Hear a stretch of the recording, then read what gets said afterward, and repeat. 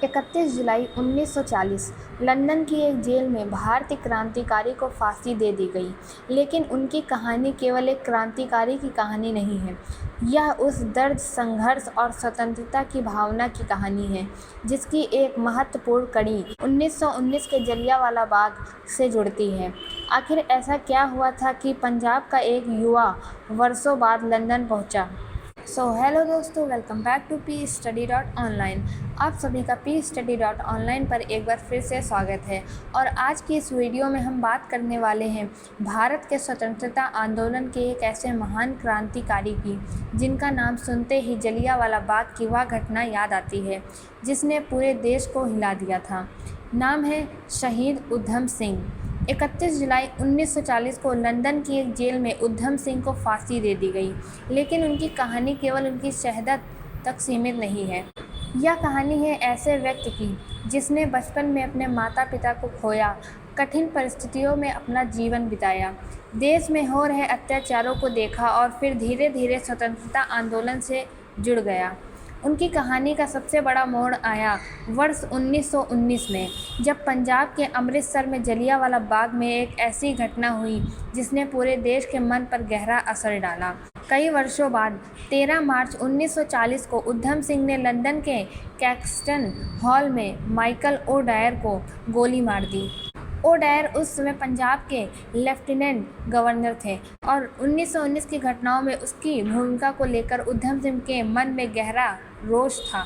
इसके बाद उधम सिंह गिरफ्तार हुए, मुकदमा चला और अंत में 31 जुलाई 1940 को उनको फांसी दे दी गई। लेकिन सवाल यह है कि आखिर ऐसा क्या हुआ था कि एक साधारण परिवार में जन्म लेने वाला एक बच्चा आगे चलकर ब्रिटिश शासन के खिलाफ लड़ने वाला क्रांतिकारी बन गया? उनके जीवन की कौन सी घटनाओं ने उन्हें बदल दिया? जलियांवाला बाग का उनके जीवन पर क्या असर पड़ा? और लंदन तक पहुंचने के बाद उन्होंने आखिर माइकल ओडायर को ही क्यों निशाना बनाया? आज की इस वीडियो में हम उधम सिंह के जीवन की पूरी कहानी को बिल्कुल सरल भाषा में समझेंगे। तो आइए शुरू करते हैं शहीद उधम सिंह के प्रेरणादायक और संघर्षपूर्ण जीवन की कहानी। और यदि आप हमारे चैनल पर पहली बार आए हैं तो चैनल को सब्सक्राइब कर लें और वीडियो अंत तक देखें, और वीडियो अच्छी लगे तो लाइक और शेयर ज़रूर करें।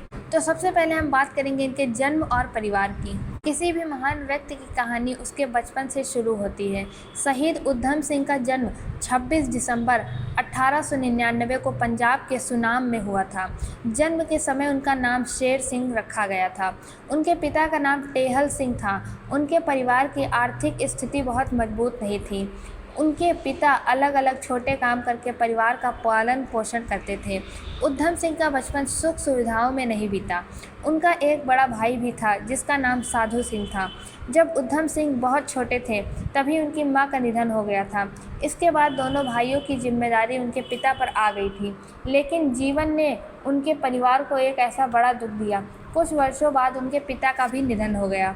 उस समय उधम सिंह की उम्र बहुत कम थी। सोचिए, एक छोटे बच्चे के लिए अपने माता पिता को खो देना कितना कठिन रहा होगा। लेकिन यही कठिन परिस्थितियां धीरे धीरे उनके जीवन का हिस्सा बनती गई। माता पिता के जाने के बाद दोनों भाइयों को अमृतसर के सेंट्रल खालसा ऑर्फनेज में रखा गया। यहीं से उधम सिंह के जीवन का एक नया अध्याय शुरू हुआ।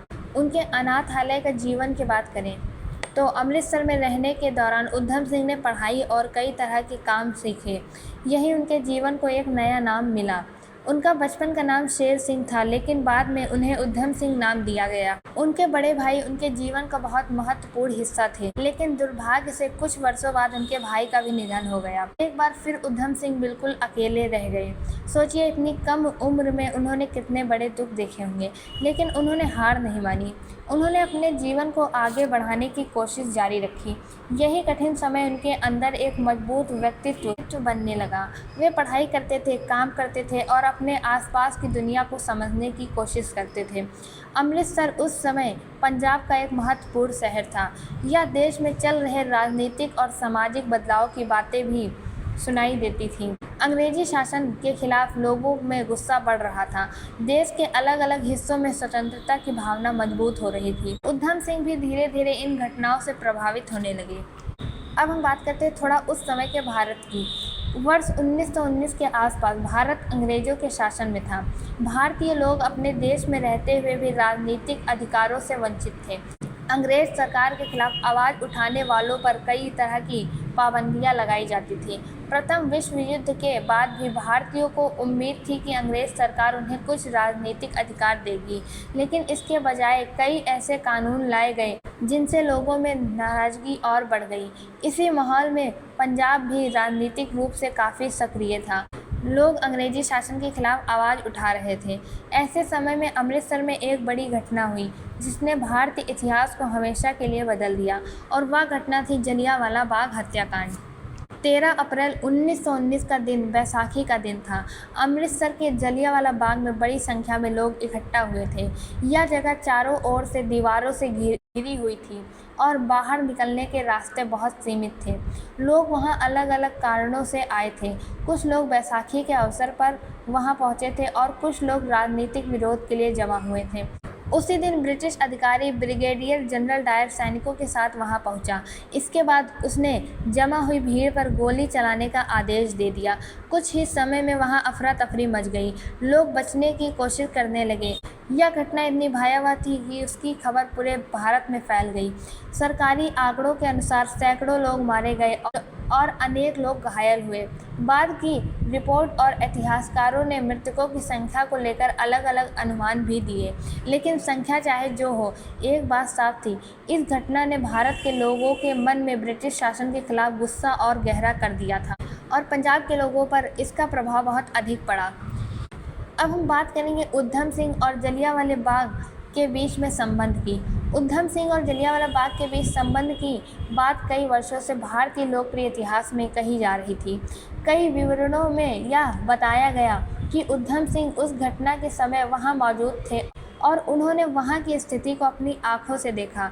कई कथाओं के अनुसार उन्होंने इस घटना के बाद बदला लेने का संकल्प लिया, लेकिन यहाँ एक ज़रूरी बात समझना बहुत ज़रूरी है। इतिहासकारों के बीच यह पूरी तरह तय नहीं है कि उधम सिंह 13 अप्रैल 1919 को जलियांवाला बाग में वास्तव में मौजूद थे या नहीं, इसलिए इसे एक पक्के तथ्य की तरह कहना सही नहीं होगा। लेकिन यह बात अच्छी तरह दर्ज है कि जलियांवाला बाग की घटना ने उधम सिंह के आगे की राजनीतिक और क्रांतिकारी सोच को गहराई से प्रभावित किया। उन्होंने अंग्रेजी शासन को केवल एक राजनीतिक व्यवस्था के रूप में नहीं देखा, बल्कि उसे ऐसे शासन के रूप में देखा जिसने भारतीयों के साथ अन्याय किया था। जलियांवाला बाग के बाद पंजाब में अंग्रेज़ों के खिलाफ गुस्सा और बढ़ गया। यही समय था जब उधम सिंह के मन में भी स्वतंत्रता की भावना और मजबूत होती गई। जलियांवाला बाग के बाद उधम सिंह का जीवन धीरे धीरे स्वतंत्रता आंदोलन से जुड़ने लगा। वे केवल अपने व्यक्तिगत जीवन के बारे में नहीं सोच रहे थे, उनके सामने अब एक बड़ा सवाल था, भारत को अंग्रेजी शासन से आज़ाद कैसे कराया जाए। उस समय देश में अलग अलग तरह के स्वतंत्रता आंदोलन चल रहे थे। एक तरफ महात्मा गांधी जैसे नेता अहिंसा आंदोलन के जरिए अंग्रेजी शासन का विरोध कर रहे थे। दूसरी तरफ कुछ युवा क्रांतिकारी यह मानते थे कि अंग्रेजी शासन को हटाने के लिए दूसरे रास्तों की भी आवश्यकता है। उधम सिंह का संबंध आगे चलकर क्रांतिकारी गतिविधियों और विदेशियों में मौजूद भारतीय स्वतंत्रता आंदोलन के लोगों से जुड़ा। उन्होंने देश के बाहर जाकर भी भारतीय स्वतंत्रता के लिए काम किया। वे उन लोगों में शामिल हो गए जो भारत की आज़ादी के लिए ब्रिटिश शासन को चुनौती देना चाहते थे। उधम सिंह का जीवन केवल भारत तक सीमित नहीं रहा। वे अलग अलग देशों में गए और विदेशों में रहने वाले भारतीयों के साथ संपर्क में आए। उनका संबंध गदर आंदोलन से भी जुड़ा है। गदर आंदोलन का उद्देश्य ब्रिटिश शासन को भारत से हटाना और देश को आज़ाद करना था। विदेशों में रहने वाले कई भारतीय इस आंदोलन से जुड़े थे। उधम सिंह ने भी इस तरह क्रांतिकारी नेटवर्क के साथ काम किया। कुछ समय बाद वे भारत लौटे, लेकिन भारत लौटने के बाद अंग्रेजी पुलिस की नज़र उन पर पड़ी। उसके बाद उनके पास हथियार मिलने के कारण उन्हें गिरफ्तार कर लिया गया और उन्हें जेल की सज़ा हुई। जेल का समय भी उनके जीवन का एक महत्वपूर्ण हिस्सा बना, लेकिन जेल से बाहर आने के बाद भी उनका उद्देश्य नहीं बदला। वे स्वतंत्रता आंदोलन से जुड़े रहे। जेल से बाहर आने के बाद भी ब्रिटिश पुलिस की नज़र उधम सिंह पर बनी रही। उनकी गतिविधियों पर नज़र रखी जा रही थी। ऐसे हालात में उन्होंने भारत से बाहर जाने का रास्ता चुना। वे अलग अलग देशों से होते हुए यूरोप पहुँचे और आखिरकार लंदन पहुँचे। लंदन उस समय ब्रिटिश साम्राज्य का केंद्र था। यहीं से भारत पर शासन चलाया जाता था। अब उधम सिंह उसी देश में पहुंच चुके थे जहां से भारत पर अंग्रेजी शासन चल रहा था। लेकिन उनका लक्ष्य केवल लंदन पहुंचना नहीं था। उनके मन में वर्षों से एक नाम था, माइकल ओडायर। यहाँ हमें एक महत्वपूर्ण बात समझनी होगी। जलियांवाला बाग की घटना में जनरल रेजिनाल्ड डायर ने सैनिकों को गोली चलाने का आदेश दिया था, लेकिन माइकल ओडायर उस समय पंजाब के लेफ्टिनेंट गवर्नर थे। वे पंजाब की सरकार के सबसे बड़े अधिकारियों में से एक था और उन्होंने डायर की कार्रवाई का समर्थन किया था। इसी कारण उधम सिंह के मन में ओडायर के प्रति गहरा रोष था। यहाँ एक सामान्य गलती होती है। बहुत लोग डायर और ओडायर को एक ही व्यक्ति समझ लेते हैं, लेकिन दोनों अलग व्यक्ति थे। जनरल डायर ने जलियांवाला बाग में गोली चलाने का आदेश दिया था, जबकि माइकल ओडायर उस समय पंजाब के लेफ्टिनेंट गवर्नर थे और उन्होंने डायर की कार्रवाई का समर्थन किया था। यह अंतर परीक्षा के लिए बहुत महत्वपूर्ण रहता है, तो आप इसे याद रखिएगा कि जनरल डायर और माइकल ओडायर दोनों अलग अलग व्यक्ति हैं। उधम सिंह लंदन में रह रहे थे। उन्होंने अपना जीवन सामान्य लोगों की तरह चलाने की कोशिश भी की। वे काम करते थे, लोगों से मिलते थे, लेकिन उनके मन में 1919 की यादें बनी हुई थी। जलियांवाला बाग की घटना को 20 साल से अधिक समय बीत चुका था। इस दौरान भारत में कई बड़े बदलाव आए। महात्मा गांधी के नेतृत्व में असहयोग आंदोलन, नॉन कोऑपरेशन मूवमेंट और फिर सविनय अवज्ञा आंदोलन, सिविल डिसओबीडियंस मूवमेंट, और भगत सिंह और उनके साथियों ने भी अंग्रेजी शासन के खिलाफ संघर्ष किया। भारत की आज़ादी की मांग लगातार मजबूत होती रही, लेकिन उधम सिंह के मन में जलियांवाला बाग की घटना का असर बना रहा। आखिरकार वह दिन आया जब उन्हें माइकल ओडायर के सामने आने का अवसर मिला। अब आता है उधम सिंह के जीवन का एक वह दिन जिसने उन्हें भारतीय इतिहास में हमेशा के लिए यादगार बना दिया। 13 मार्च 1940 को लंदन के कैक्सटन हॉल में एक बैठक आयोजित हुई थी। इस बैठक में माइकल ओडायर भी मौजूद थे। उधम सिंह वहां पहुंचे। बैठक के दौरान उन्होंने ओडायर को गोली मार दी। ओडायर की मौके पर ही मृत्यु हो गई। इसके बाद उधम सिंह ने भागने की कोशिश नहीं की और उन्हें गिरफ्तार कर लिया गया। यह घटना पूरे ब्रिटिश और भारत में चर्चा का विषय बन गई। भारत में कई लोग उन्हें जलियांवाला बाग के शहीदों के लिए न्याय लेने वाले क्रांतिकार के रूप में देखने लगे। दूसरी ओर ब्रिटिश कानून के अनुसार उन पर हत्या का मुकदमा चलाया गया। यहाँ हमें इतिहास को समझते समय एक बात याद रखनी चाहिए। आज हम उधम सिंह को स्वतंत्रता आंदोलन और शहादत के संदर्भ में याद करते हैं, लेकिन 1940 में ब्रिटिश अदालत ने इस घटना को हत्या के मामले के रूप में देखा और उनके खिलाफ कानूनी कार्रवाई की। गिरफ्तारी के बाद उधम सिंह को जेल में रखा गया। उन पर मुकदमा चलाने की तैयारी शुरू हुई। इस समय भी उन्होंने अपनी पहचान और अपने उद्देश्य को लेकर कोई डर नहीं दिखाया। उन्होंने अपने लिए एक ऐसा नाम भी इस्तेमाल किया जो आज इतिहास में बहुत प्रसिद्ध है, राम मोहम्मद सिंह आज़ाद। यह नाम अपने आप में बहुत खास था। राम हिंदू परंपरा की ओर संकेत करता है, मोहम्मद मुस्लिम समाज की ओर, सिंह सिख पहचान की ओर और अंत में आज़ाद अर्थात स्वतंत्र। इस नाम को कई लोग भारत की एकता और धार्मिक मेल का प्रतीक मानते हैं। उधम सिंह का जीवन पंजाब की उस साझा संस्कृति से भी जुड़ा हुआ था जहां अलग अलग धर्मों और समुदायों के लोग साथ रहते थे। उनका यह नाम आज भी लोगों को सोचने पर मजबूर करता है कि आज़ादी की लड़ाई केवल किसी एक धर्म या समुदाय की लड़ाई नहीं थी, यह पूरे देश की आज़ादी की लड़ाई थी। उधम सिंह का मुकदमा लंदन की अदालत में चला। 4 जून 1940 को उनका मुकदमा शुरू हुआ। उन्होंने अपने किए की जिम्मेदारी से पीछे हटने की कोशिश नहीं की। उनका मानना था कि उन्होंने यह काम अपने देश और जलियांवाला बाग के पीड़ितों के प्रति अपने गुस्से और न्याय की भावना के कारण किया। ब्रिटिश अदालत ने उन्हें दोषी ठहराया और मृत्युदंड की सज़ा सुनाई। अब उनके सामने जीवन के केवल कुछ ही दिन बचे थे, लेकिन इन अंतिम दिनों में उनका हौसला कम नहीं हुआ। अब हम उनके जेल के अंतिम समय की बात करें तो किसी भी इंसान के लिए यह जानना बहुत कठिन होता है कि उसके जीवन के कुछ ही दिन बाकी हैं, लेकिन उधम सिंह ने अपने अंतिम समय में भी अपने विचारों को नहीं छोड़ा। वे जानते थे कि अब ब्रिटिश सरकार उन्हें जीवित नहीं छोड़ेगी, फिर भी उन्होंने अपने उद्देश्य से पीछे हटने से इनकार किया। उनका जीवन इस बात का उदाहरण बन गया कि एक व्यक्ति अपने विचारों के लिए किस हद तक जा सकता है। उनके जेल के समय से जुड़े दस्तावेज और पत्र आज भी उनके विचारों और उनके मन की स्थिति को समझने में मदद करते हैं। आखिर वह दिन आ गया। 31 जुलाई 1940 लंदन की पेंटनविले जेल में उधम सिंह को फांसी दे दी गई। उनकी उम्र उस समय लगभग 40 वर्ष थी। भारत से हजारों किलोमीटर दूर एक ब्रिटिश जेल में एक भारतीय क्रांतिकारी ने अपने जीवन का बलिदान दे दिया, लेकिन उनकी कहानी वहीं समाप्त नहीं हुई। उनकी शहादत की खबर भारत पहुंची और वे स्वतंत्रता आंदोलन के एक ऐसे प्रमुख क्रांतिकारी के रूप में याद किए जाने लगे। उनके जीवन का सबसे बड़ा संदेश था कि देश की आज़ादी के लिए संघर्ष करने वाले लोगों ने अपने जीवन की बहुत बड़ी कीमत चुकाई थी। अब एक महत्वपूर्ण सवाल आता है, उधम सिंह को शहीद क्यों कहा जाता है? क्योंकि उन्होंने अपने जीवन का बड़ा हिस्सा ब्रिटिश शासन के खिलाफ संघर्ष में लगाया। उन्होंने व्यक्तिगत आराम और सुरक्षा की जगह अपने देश की आज़ादी के उद्देश्य को चुना। उन्होंने अपने जीवन के अंतिम वर्षों तक अपने विचारों को नहीं छोड़ा और अंत में उन्होंने अपने जीवन का बलिदान दे दिया। इसी कारण भारत में उन्हें शहीद उधम सिंह के नाम से सम्मान दिया जाता है। अब हम बात करते हैं कि उनका उद्देश्य केवल बदला था, यह सवाल भी बहुत महत्वपूर्ण है। उधम सिंह की कहानी को अक्सर केवल बदले की कहानी के रूप में बताया जाता है, लेकिन अगर हम उनके पूरे जीवन को देखें तो कहानी इससे कहीं बड़ी दिखाई देती है। उनका जीवन गरीबी से शुरू हुआ। उन्होंने अपने माता पिता को खोया। उन्होंने देश में अंग्रेजी शासन का असर देखा।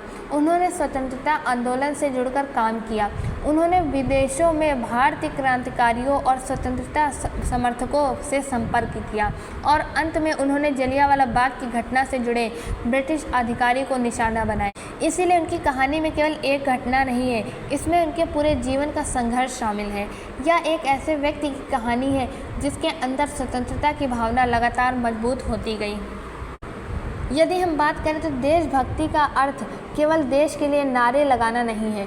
देशभक्ति का एक रूप यह भी है कि इंसान अपने देश की आज़ादी, सम्मान और अधिकारों के लिए कठिन परिस्थितियों में भी खड़ा रहे। उधम सिंह का जीवन इसी भावना का उदाहरण है। उन्होंने अपने जीवन में बहुत दुख देखे, लेकिन इन दुखों ने उन्हें कमज़ोर बनाने के बजाय और मजबूत बनाया। उन्होंने अपने जीवन को एक बड़े उद्देश्य से जोड़ दिया। यही कारण है कि आज भी उनका नाम भारत के स्वतंत्रता सेनानियों में सम्मान के साथ लिया जाता है। युवाओं के लिए उधम सिंह के जीवन की सीख की बात करें तो हम उधम सिंह के जीवन से क्या सीख सकते हैं? सबसे पहली सीख है कि कठिन परिस्थितियों से हार नहीं माननी चाहिए। उधम सिंह का बचपन बहुत कठिन था। उन्होंने अपने माता पिता और भाई को खो दिया, लेकिन उन्होंने अपने जीवन को समाप्त नहीं होने दिया। उन्होंने आगे बढ़ना जारी रखा। दूसरी सीख की बात करें तो अपने लक्ष्य के प्रति दृढ़ रहना। उनके जीवन में बहुत मुश्किलें आई, जेल हुई, पुलिस की निगरानी रही, देश से बाहर रहना पड़ा, लेकिन वे अपने उद्देश्य से अलग नहीं हुए। तीसरी सीख है कि इतिहास को समझना जरूरी है। उधम सिंह का जीवन हमें 1919 में जलियांवाला बाग की घटना को समझने में भी मदद करता है। इतिहास केवल तारीखें याद रखने का विषय नहीं है। इतिहास हमें यह समझाता है कि देश ने किन परिस्थितियों से गुजरकर आज़ादी हासिल की।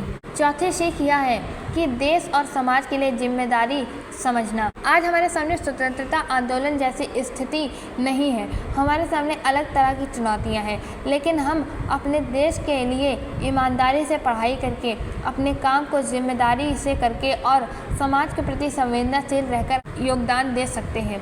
उधम सिंह जी की विरासत की बात करें तो उधम सिंह के जाने के बाद उनकी कहानी लोगों के बीच जीवित रही। भारत में उनकी याद में स्मारक बनाए गए, उनके नाम पर स्थानों और संस्थाओं का नाम रखा गया है। उनकी जन्मभूमि सुनाम से उनका नाम आज भी गहराई से जुड़ा हुआ है। वर्षों बाद उनके अवशेष भारत लाए गए। 1974 में उनके अवशेषों को भारत वापस लाया गया और सुनाम में अंतिम संस्कार किया गया। आज उनके नाम पर संग्रहालय और स्मारक भी हैं, जहां लोग उनके जीवन और स्वतंत्रता आंदोलन में उनके योगदान के बारे में जान सकते हैं। इतिहास में उधम सिंह का स्थान की बात करें तो भारतीय स्वतंत्रता आंदोलन बहुत बड़ा था। इसमें अलग अलग विचारों और तारीखों से संघर्ष करने वाले हजारों लोगों ने योगदान दिया। किसी ने आंदोलन किया, किसी ने जेल सही, किसी ने लेख लिखे, किसी ने संगठन बनाए और किसी ने अपना पूरा जीवन क्रांतिकारी गतिविधियों में लगा दिया। उधम सिंह इसी बड़े स्वतंत्रता संघर्ष का एक महत्वपूर्ण हिस्सा थे। उनका जीवन खास इसलिए भी है क्योंकि उनकी कहानी जलियांवाला बाग से जुड़ी है और 21 साल बाद लंदन तक पहुंचती है। 1919 से 1940 तक का यह सफ़र उनकी कहानी को भारतीय स्वतंत्रता आंदोलन की सबसे चर्चित कहानियों में शामिल करता है। यदि अब हम कुछ इम्पॉर्टेंट क्वेश्चंस की बात करें जो कॉम्पिटिटिव एग्ज़ाम या परीक्षाओं में आते हैं, जो प्रतियोगी परीक्षाएं थी, तो जैसे कि हमारा पहले पूछा जा सकता है कि उधम सिंह का जन्म कब हुआ था। सो इसका उत्तर है 26 दिसंबर 1899 में। दूसरा, उनका जन्म स्थान पूछा जा सकता है तो वह है सुनाम, पंजाब। उनका बचपन का नाम भी पूछा जा सकता है, शेर सिंह। उनके पिता का नाम क्या था? टेहल सिंह। उनके भाई का नाम क्या था? साधु सिंह। उधम सिंह का संबंध किस स्वतंत्रता आंदोलन से भी रहा है? गदर आंदोलन सहित क्रांतिकारी गतिविधियों से। जलियांवाला बाग की घटना कब हुई थी? 13 अप्रैल 1919 में। जलियांवाला बाग की घटना के समय पंजाब का लेफ्टिनेंट गवर्नर कौन था? वो था माइकल ओ डायर। 13 मार्च 1940 को उधम सिंह ने किसे गोली मारी थी? माइकल ओ डायर को। यह घटना कहाँ हुई थी? कैक्सटन हॉल, लंदन में। उधम सिंह को कब फांसी दी गई? 31 जुलाई 1940 को। उन्हें कहाँ फांसी दी गई? पेंटनविले जेल, लंदन में। उधम सिंह ने एक प्रसिद्ध नाम भी इस्तेमाल किया था, वह नाम क्या था? राम मोहम्मद सिंह आज़ाद। तो आज हमने इस वीडियो में जाना एक ऐसे क्रांतिकारी की पूरी कहानी जिसने बचपन में ही जीवन की कठिनाइयों का सामना किया और आगे चलकर भारत की आज़ादी के संघर्षों में अपना जीवन लगा दी। हमने जाना कि उधम सिंह का जन्म 26 दिसंबर 1899 को सुनाम में हुआ था। हमने उनके बचपन के बारे में जाना, माता पिता और भाई को खोने के बाद उनके जीवन में आए बदलाव को समझा। हमने जलियांवाला बाग की घटना और उसके बाद उनके जीवन पर पड़े प्रभाव के बारे में जाना। हमने जाना कि कैसे उनका संबंध क्रांतिकारी गतिविधियों और विदेशों में चल रहे भारतीय स्वतंत्रता आंदोलन से जुड़ा। फिर 13 मार्च 1940 को लंदन के कैक्सटन हॉल में उन्होंने माइकल ओ डायर को गोली मार दी। इसके बाद उन्हें गिरफ्तार किया गया, मुकदमा चलाया और अंत में 31 जुलाई 1940 को उन्हें फांसी दे दी गई। लेकिन किसी महान व्यक्ति का जीवन उसकी मृत्यु के साथ समाप्त नहीं होता। उनके विचार, उसका संघर्ष और उसका बलिदान आने वाली पीढ़ियों तक पहुँचता है। शहीद उधम सिंह का नाम भी आज उसी सम्मान के साथ लिया जाता है। आज उनकी शहादत की बरसी पर हमें उनके जीवन को केवल एक घटना या नाम के रूप में नहीं, बल्कि भारत की स्वतंत्रता की लंबी और कठिन यात्रा के एक हिस्से के रूप में समझना चाहिए। उनके जीवन में हमें संघर्ष दिखाई देता है, हमें साहस दिखाई देता है, हमें अपने देश के लिए कुछ करने की भावना दिखाई देती है और सबसे बढ़कर हमें यह याद आता है कि भारत की आज़ादी हमें आसानी से नहीं मिली थी। इसके पीछे लाखों लोगों का संघर्ष और हजारों स्वतंत्रता सेनानियों का बलिदान था। तो आज 31 जुलाई है और हम शहीद उधम सिंह को उनकी शहादत पर सत सत नमन करते हैं। उनकी स्मृति और उनका बलिदान हमेशा हमारे इतिहास का महत्वपूर्ण हिस्सा रहेगा। और अगर आपको यह वीडियो अच्छी लगी है तो वीडियो को लाइक करें और शेयर करें, और यदि चैनल पर पहली बार आए हैं तो चैनल को सब्सक्राइब कर लें। तो यह वीडियो देखने के लिए धन्यवाद। मिलते हैं अगली वीडियो में।